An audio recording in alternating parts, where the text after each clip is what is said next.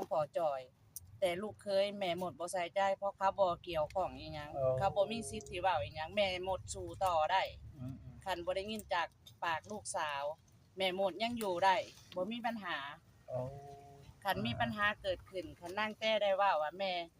เจ้าเมื่อซะเจ้าออกจากเรือนซะและเมื่อนั่นก็สิออกไปนางแต่นี่ลาสิบ่เว้าดอกนางแต่นี่ถ้าลูกเคยนี่ข่อยบ่ญาติเพราะว่าเขาบ่มีสิทธิ์อีหยังในเฮือนหลังนั่นคันเขามาอยู่กับลูกนั่งทุกข์ก็คือเฮือนนั่งทุกข์เจ้ามาอยู่เจ้ามาสู่มันบ่แม่นเฮือนเจ้า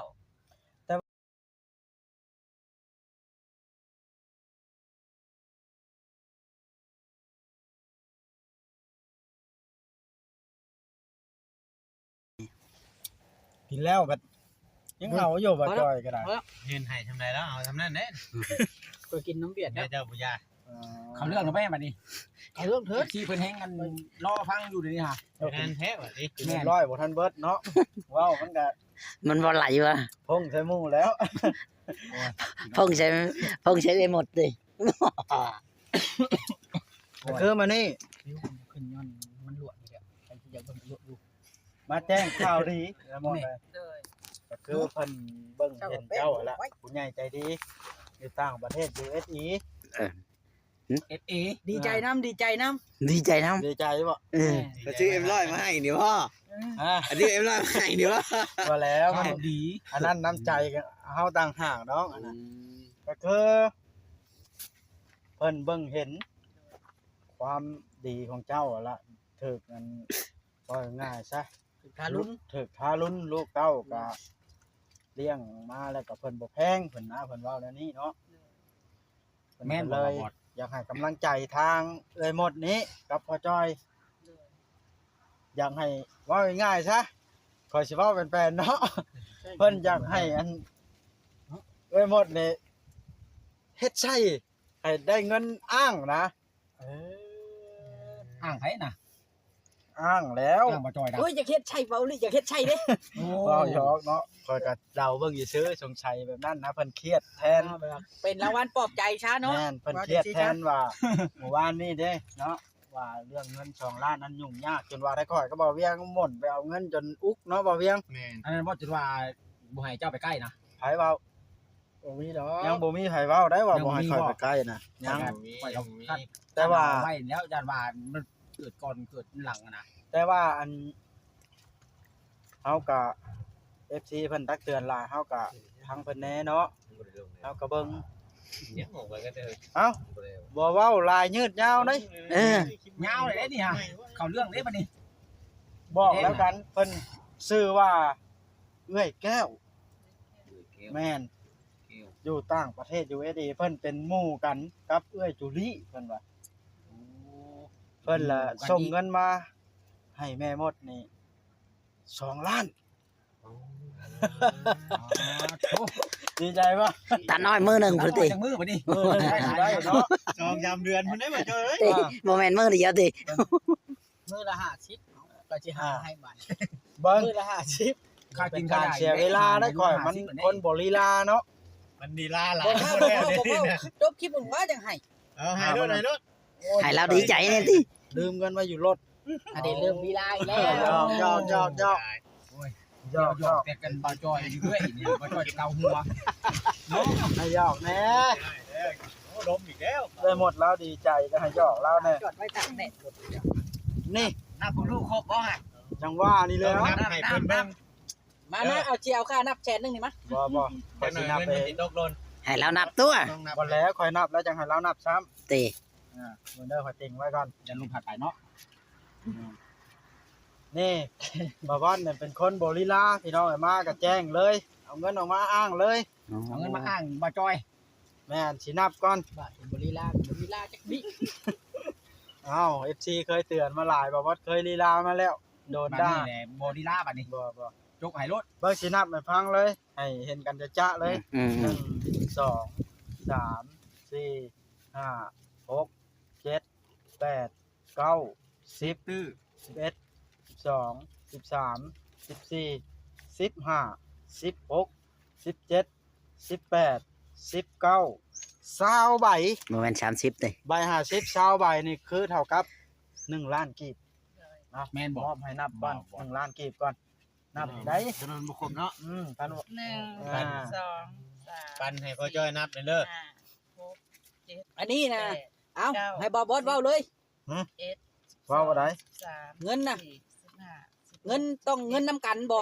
แม่น เออแต่ต้องว่าเงินน้ำกันเด้อนี่ว่าสิเนาะ เงิน2ผัวเมียเพิ่นนั่นล่ะ เงินนํกันทางพ่อจอยครับในหมด ตัวนั้นเช้าแล้วเนาะ โดย ปั่น ผู้ละ เอาอีกงนนี้ อาจจะเป็นโง่ เจ้าเอิ้นอ้ายย่าเจ้าบ่ต้องเอิ้นพ่อ 3 พอสมุนมี อยู่ในเงินน้องไปเลยนะ 5 6 7 8 9 10เท่ากับ500,000 11 12 13 14 15 16 17 เอามือซุบมา 20ครบตามจำนวนเด้อบาทในฮอดมือ สำหรับผู้ใหญ่เพิ่นคือสิได้เบิ่งนี่แหละคลิปนี้ก็ได้ ฮอดมือ เนี่ย หมด พี่น้อง กับ เอ้ย อัน เฮ็ด พ่อ หยัง จ้อย อันนี้สิให้พ่อจ้อยเป็นผู้นับเป็นอะไร โดยให้ผู้ เฮ็ดหยังต้องให้ฮอดให้ถึง เป็นอยู่บ่บอบอส นับดูโน้ดังๆให้เพิ่นฟังฮะ บ่แห้งๆเด้บ่แห้งนี่มัน ต้องเว้าดังๆเด้อพ่อจ้อยเด้อ 1 2 3 มีเสียงด้วยกัน มี เนาะ เสียงเด้อเฮ้ย 7 8 9 นับเงินเดี๋ยวบอกก็มีเสียงนั่นแหละจำน้อย 3 4 15 16 17 18 19 20 เอาคู่ว่าเอ็ด ครบเนาะเอ็ดบอกยังไงเอ็ดละส่งใครได้ เงินนี่คือเงินของทั้งสองแมันบ่ เงินนี้ แม่น กับเงินสองผม แล้วบัดนี้อันอาจอยเลยเราก็จะให้เมียไว้เก่าได้นี่ฮะ ก็ให้เมียแล้วถือไว้เนาะ เลยว่าเมียเราสิให้ผัวก็แล้วแต่เราติ บ่แล้ว เอา เราจะให้เมียเราแล้ว เฮามอบฮอดมือเอ้ยหมดกับพ่อจ้อยแล้วก็อยากให้ทางเอ้ยหมดกับพ่อจ้อยใน ของแก้มกันบ่ กล่าวคำขอบคุณจากใจเลยเพื่อบ่เป็นการเสียเวลาหั่นนะเนาะ เพื่อบริลา เฮาหลาบแล้วลีลาหลายแล้ว FC อันให้เฮามาหลายแล้วพี่น้องเอ้ยแม่ เป็น นยั ให้ งเนาะ เนาะดีลาเรื่อย แต่เจ้านี่คอยสิเว้าให้ฟังเด้อคอยเคยไปมอบเงินแต่ละบ่อนนี่คอยละลีลากว่าสิมอบนี่จนอัน ชั่วโมงนึงเจ้าน่ะ FC รำคาญหั่นนะอันนี้ล่ะเฮาเป็นบทเรียนเฮาก็เลยเอามาว่า ใดก็ไปมึงเนาะ ท่านมอบฮะ ชั่วโมงนึงเพื่อไปฮอดเนาะแต่เฮือนไปบ่ เพื่อเป็นการเสียเวลาเพิ่นซื้อเอ้ยแก้วอยู่อเมริกาอ้าว สหรัฐอเมริกาพี่น้อย ก็อยากขอขอบคุณจากเงินที่ส่งมาเอ้ยแก้ว โดย ส่งมาให้แม่หมดกับพ่อจอยได้ใส่ได้จ่ายทำมาหากินต่ออายุต่อไปที่หาเวียกหางานเฮ็ดก็ขอบมกขอบใจหลายขอให้เอื้อยอายุมันควันเงินแข็งแรงตลอดไปขอให้เอื้อยให้ลูกทำนี่ก็อยากให้มันคืนไปหาเอื้อยแก้วหลายเท่าต่อพันเท่าจำที่ให้น้องมาเนาะสาธุ สาธุ อืม พ่อจ้อยเป็นอยู่บ่ให้พรเพิ่นเจ้าลองมึง เอา ดู ลองมึงอยู่ลองอยู่พ่อจ้อย ให้พอ ต้องนั่งไก่เมียได้จึงเป็นนะนั่งไก่เมียแล้วบ่เป็น ขอบบุญขอบคุณเด้อทางอันเอ้ยแก้วที่ส่งเงินมาให้น้องใช้ขอให้เอื้อยอยู่ดีมีแฮงความเจ็บอย่าให้ได้ความไข้อย่าให้มีเอื้อยช่วยมาทางน้องทำได้ขอให้คืนหาเอื้อย100เท่าพันเท่าสาธุ สาธุ คักพี่น้องเอ้ย แล้วติ เงินส่วนนี้นะค่อยสิเว้าให้ฟังนี่ก็เก็บไว้ใช้จ่ายของที่จำเป็นในชีวิตเจ้าหั่นละเพิ่นก็บ่ได้บ่งบอกว่าให้ไปซื้อนั่นซื้อนี่ดอกเพิ่นให้กำลังใจก็ง่ายๆนะเพราะว่าถูกกันกระทำมาหลายแล้วเนาะ เก็บไว้ดีๆนะมันปลิวไว้นี่นับบ่ครบ เงินส่วนที่เพิ่นให้มานี่สิเก็บต่อ เก็บแบบว่าเพื่อความได้เอื้อยอยากเปลี่ยนอาชีพใหม่เนาะ เฮ็ดหยังจ้ะ เปลี่ยนอาชีพใหม่แบบว่าค้าขายแต่สิเก็บไว้เงินที่เพิ่นฝากมาให้นี่สิให้สิไปใช้ให้มันมีประโยชน์ที่สุดแบบว่าอยากลงทุนแบบว่าอยากได้รถเฉล็งแล้วก็อยากได้รถเฉล็งสิค้าขายเสื้อผ้าในตลาดนัดเพราะว่าอยากเปลี่ยนอาชีพแล้ว มันบ่ไหวแล้วมันอายุเฮา อยาก ก็ ได้รถซาเล้ง แม่นเพราะว่าแม่หมดนี้เคยค้าเคยขายเนาะขอแต่ว่าหาทีในตลาดแล้วก็หาหับเสื้อผ้ามือสองแล้วก็มีเสล่งคันหนึ่งสิได้พวกค้นผ่าเนาะ อ๋อ แล้วก็อยากขายหลอกขายในบ้านก็ได้หลอกขายตามแบบว่าในตลาด ขาย มีที่ในตลาดก็คันเฮาเซาไว้ก็อยากเซา ต้องของกินเป็น เพราะ ขนม ว่า ปอกขนมปั้นเนาะหรือแล้วแต่ผู้มัก อาชีพของที่แม่หมดสู่มานี่แบบว่าเดือนหนึ่งมันบ่ตกล้านหรือว่า2ล้านเก็บเงินน่ะมันบ่ได้ อ๋อ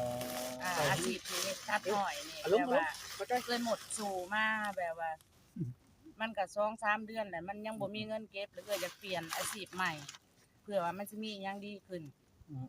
โดย และจักนาทีแล้วของข่อยนะ 10 ชอมเนาะ จิตโจ ข่อยมีข่าวบ่ดีปานใดสิมาเล่าให้ฟังอยู่ได้นี่อันนี้ข่อยให้กำลังใจก่อนฟังซื่อได้นี่ คลิปหน้าได้แล้วกัน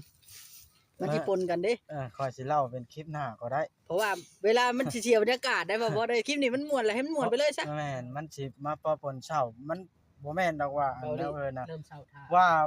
สิบ่เล่าแต่ก็จำเป็นต้องเล่านะเพื่อหยัง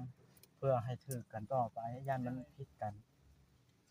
เพราะว่าข่อยได้ยินลูกเราบอกมานะ แต่ว่าเราให้ชุกข่อยพังแล้วจ้า เล่าแล้วบ่แม่นบ่ แม่นแหละอันเดียวกันนั่นแหละ อ้องแล้วบ่ เอาเราไปเด้อแล้วกัน ข้อยบ่เก็บไว้ดอก เออ เรื่องที่ เรื่องมันบ่คักนั่น ข่อยย่อมบ่ฮู้เนาะ คันว่าฮู้แล้วก็ ยังบ่ได้ฮู้ว่าสิแม่ยังบ่ฮู้ติเจ้ายังบ่ บ่ ได้ ได้ ฮู้ เล่าแล้วซะ เนาะ เนาะ บ่เจ้าสิฮู้แนวใดเจ้าบ่ได้อยู่ในเหตุการณ์ที่ฮู้ โอ้ยข่อยคุยกันกับลูกเราทั้งสองคนคู่มือกลางคืนนะ บ่จ้อยผู้อยู่ในเหตุการณ์ยังบ่ได้จักหยังเจ้าบ่ฮู้เลยเนาะ เอาเลย บ่แอน บางทีความในใจนี่อาจสิบ่กล้าเว้าตรงๆได้คนส่วนหลายอ้ายกับไผเขาสิเว้าคนรอบข้างได้ อ้อมก่อน เพราะคำไผหาว่าเฮาบ่ฮู้หยังเดี๋ยวนี้นะ อย่าไปบ่วันนั้นมันสิให้กันอีกนะ เจ้าบ่ฮู้ว่าข่อยสิไปไสออกจากนี่เอาเจ้าฮู้บ่ โอ้ย นี่ เงียบๆเอาแต่บ่ว่าเบ้าเนาะ เว้านะบ่ว่าคันสิเว้าก็ดี อันนั้น บ่ได้เบิดให้เด้ เว้าดีบ่วะ เว้ามาเลยบ่ คันว่า คาใจ คันว่าเจ้าฮู้แล้วบ่อยากเว้าก็ได้ FC เพิ่นรอฟังอยู่เดี๋ยวนี้นะว่าสิเว้าเพิ่นบ่เว้าจักเทื่อ ข่อยก็รอพังอยู่ แน่ ได้หมดบ่สบายใจคันมี คันได้เว้าแล้วบ่เล่าหั่นได้ โดย ว่าหากว่าเนาะ ก็คืออันนั้น ลูกเคยเจ้ากับอันลูกคนนี้แหละลูกเคยกับลูกสาวเอาง่ายๆใช่เนาะเพิ่นว่า อยากให้เจ้าน่ะออกจากเรือนซะเพิ่นว่านะ โดย มันสิยุ่งยากต่อไปเพิ่นว่านะมันสิเกิดเรื่องเกิดราวนะ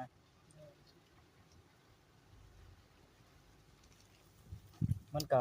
ข่าวบ่ดีปานใดได้นี่เนาะ เศร้าแล้วเดี๋ยวนี้ฮะ เรื่องเดียวกันบ่ แม่นๆเราแล้ว เราเวียงใส่ลงคลิปเรียบร้อย โอ้ ใ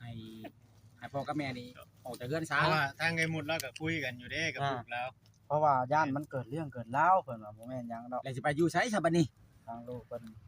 คันออกจากเรือนเลย เพิ่นเว้าจบก่อนจะพาตัด เรื่องโยบ่โยก็คือไอ้หมดเว้าแล้วเราสิไป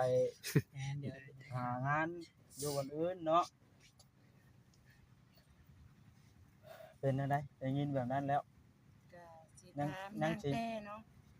คือเรื่องนี้แม่หมดฮู้แล้วพ่อจอยฮู้แล้วก็สิถามนางแต่นางตุกนางติ๊กนางมิกว่าสิให้พ่ออยู่แม่อยู่ในเฮือนบ่หรือว่าอยากได้ยินปากของลูกแต่ละคนว่าสิให้แม่นี่อยู่หรือว่าบ่ให้อยู่ให้พ่อกับแม่ไปก็อยากรู้จากปากลูกที่แท้จริงของพ่อจอย แต่ลูกเคยแม่หมดบ่ใส่ใจเพราะเขาบ่เกี่ยวข้องอีหยังเขาบ่มีสิทธิ์ที่เว้าอีหยังแม่หมดสู่ต่อได้ อืม คันบ่ได้ยินจากปากลูกสาว แม่หมดยังอยู่ได้บ่มีปัญหา โอ้ คันมีปัญหาเกิดขึ้นคันนั่งแต่ได้ว่าแม่เจ้าเมื่อซะ โอ้ เจ้าออกจากเฮือนซะและเมื่อนั่นก็สิออกไป นางแต่นี่ลาวสิบ่เว้าดอก โดย นางแต่นี่ ถ้าลูกเคยนี่ข่อยบ่ญาติเพราะว่าเขาบ่มีสิทธิ์อีหยังในเฮือนหลังนั้นคันเขามาอยู่กับลูกนางตุกก็คือเฮือนนางตุกเจ้ามาอยู่เจ้ามาสู่ มันบ่แม่นเฮือนเจ้า แต่ว่าอันเรื่องครอบการจะตั้งในบ้านเด้ ว้าว เพิ่น พ่อ แจ้ กั ง บ ให้ แม่ แล้ว ว้าวบ่มีไผไปแจ้งคือมาเฮือนลูกพ่อกับแม่ไปเว้ากับพ่อบ้านในบ้านแล้ว เรียบร้อยผลจนถามว่าสิมาอยู่กับลูกเลยบ่หรือว่าแนวใดบ่มาเฮ็ดเวียกมาหาลูกเพราะว่าลูกได้ลูกมาเบิ่งมาเยี่ยมมายาม โอ้ ก็บ่แน่นอนพ่อเฮือนลูกสิมานอนมื้อใดก็ได้บ่มีปัญหา เพระว่เจ้าไปพัวพันเรียบร้อยแล้ว โดย เออ คันมีเรื่องโทรหานางแต้ได้เลยนางแต้ก็บอกว่าให้ไปหาพ่อบ้านฉันจ้าคันเขายังมีปัญหาเพราะว่าเขาบ่มีสิทธิ์เกี่ยวข้องอีหยังให้แม่อยู่ต่อแม่บ่ต้องไปไส โดย สำนั่น อันนี้ก็ทั้งเอื้อยจูดี้เพิ่นก็บอกอยู่แชทมาบอกว่าเวียงอยู่ในมื้อนั้นน่ะเพิ่นว่า จากคนอื่นบ่มีสิทธิ์ อยู่ได้บ่เป็นหยัง โดย เพราะว่า คนอื่นบ่มีสิทธิ์มีแต่นางแต้นางตุ๊ก เป็นลูกเต้าเนาะ แม่น นางติ๊กนางมิกเฮือนหลังนั่นเขามีสิทธิ์ที่ว่าไล่แม่เลี้ยงนี่ออกนี้ จังว่าสิมีข่าวให้ใหม่อีกเทื่อหนึงแต่ลูกบอกให้สู้ต่อไปแม่บ่ต้องไปไสพ่อกับแม่ต้องอยู่เพราะเฮือนข่อย แม่นและเจ้า โดย ปฏิบัติ เพราะ ตาม ข่อย มั ต้อน งสู้คันข่อยสู้แล้วก็ยอมเขายอมเรื่องบ่เป็นเรื่องข่อยสิโทรหาลูกนางแต่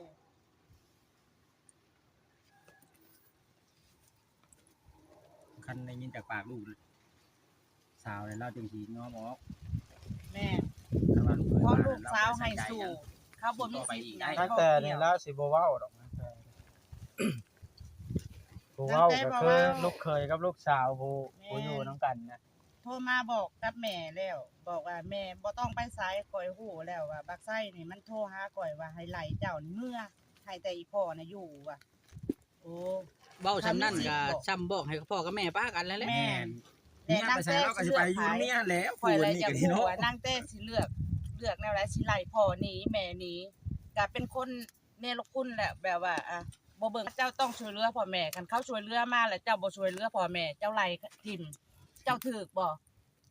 เรื่องน้องตุ๊กเมื่อวานนี่น่ะเรื่องเงินที่ว่าทวงน่ะ ใช่ FC หรือว่า YouTube เฮานี่ไปมอบให้ทางพ่อจ้อยกับแม่มนนางตุ๊กสิคิดว่าเป็นเงินลาวเบิดบ่แม่นเงินเลยหมดไผไปมอบก็อย่าแล้วคิดว่าเป็นเงินมาช่วยเราสาเหตุนะก็มันสิผิดกันให้มันยุ่งยากเมื่อวานนี่นะ บอกว่าจิตแล้วออกคลิปออกมาใช่แจงนั่งทุกเราตั้งอันนั้นมีคลิปอยู่บอกจิตเราถ่ายคลิปไว้อยู่แล้วมอบเงินให้อยู่รถคุณนายบ่เด้ แม่นอยู่ว่าเพิ่นนะนางตุ๊กแล้วคิดว่า เงินที่มอบแล้วเพิ่นสิฮักเอาส่วนนั้น ได้บ่เพียงเอ้ย มันก็มันสิยุ่งยากในเมื่อวานนี่นะโทรบ่ติดบ่น้องแต่นะเบิ่งขออนุญาตผ่านหน้ากล้องอีกคนเด้อหน้าตาอุ้ยพอดี เพราะว่าว่าง่ายซะ จะจบคลิปแล้วมันยืดยาวแล้วก็ มันก็หลายเติบดูเงินที่เข้าเนาะ เอาไปติด โอเคบัดนี้เด้อ